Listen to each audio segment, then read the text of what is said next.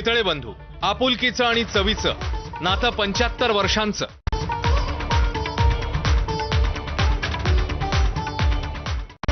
Headlines brought to you by Chitale बंधू।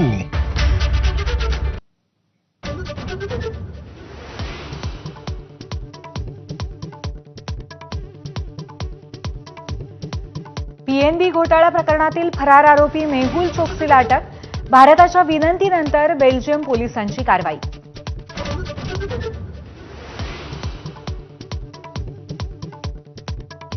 अभिनेता सलमान खानला पुन्हा धमकी।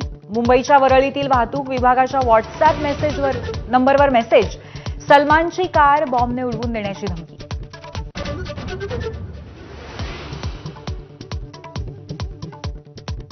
नागपुरात चारित्र्याच्या संशयातून डॉक्टर पत्नीची डॉक्टर पतीकडून हत्या।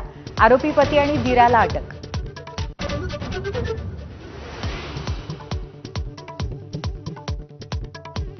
गुजरातच्या सीमेवरती 1800 कोटींची 300 किलो ड्रग्ज जप्त। तटरक्षक दल आणि गुजरात एटीएसची कारवाई। नावेतनं ड्रग्ज आणली जात असताना समुद्रातच धाड। कर भरण्यामध्ये महाराष्ट्र नंबर 1। मार्च 2025 पर्यंत एकट्या महाराष्ट्रातनं तब्बल 1,39,00,000 लोकांनी इन्कम टॅक्स रिटर्न भरला।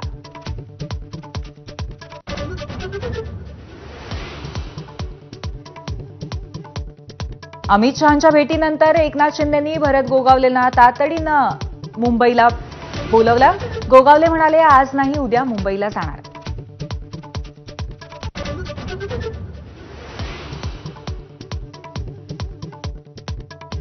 टँकर असोसिएशनच्या संपामुळे मुंबई महापालिका ऍक्शन मोडवर। आपत्कालीन व्यवस्थापन कायदा 2005 लागू।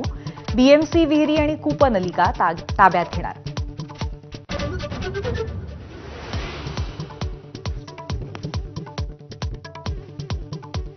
नागपूरच्या 580 बोगस शिक्षक घोटाळ्याप्रकरणी आणखी तिघांना अटक। शिक्षण उपसंचालक, उपनिरीक्षक आणि लिपिकाला बेड्या।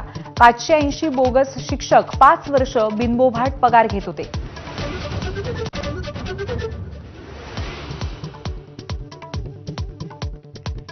मुस्लिमांना शिव्या देऊन हिंदू राष्ट्र बनणार नाही। बागेश्वर धाम धीरेंद्र शास्त्रींचं प्रतिपादन।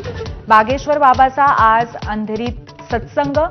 मुलांवर शिवाजी महाराज आणि संभाजी महाराजांचे संस्कार करण्याचं आवाहन।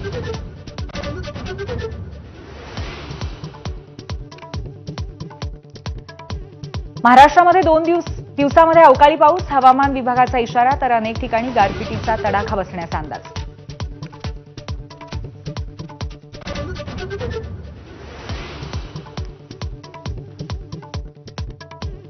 भारतरत्न डॉक्टर बाबासाहेब आंबेडकरांची आज 134वी जयंती। राज्यपालांसह मुख्यमंत्री उपमुख्यमंत्र्यांकडून महामानवाला अभिवादन। भीम अनुयायी चैत्यभूमी आणि दीक्षाभूमीवर दाखल।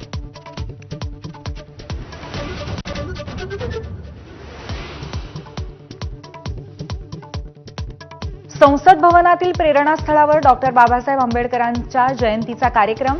राष्ट्रपती मुर्मू, पंतप्रधान मोदी, खासदार राहुल गांधींकडून महामानवाला अभिवादन।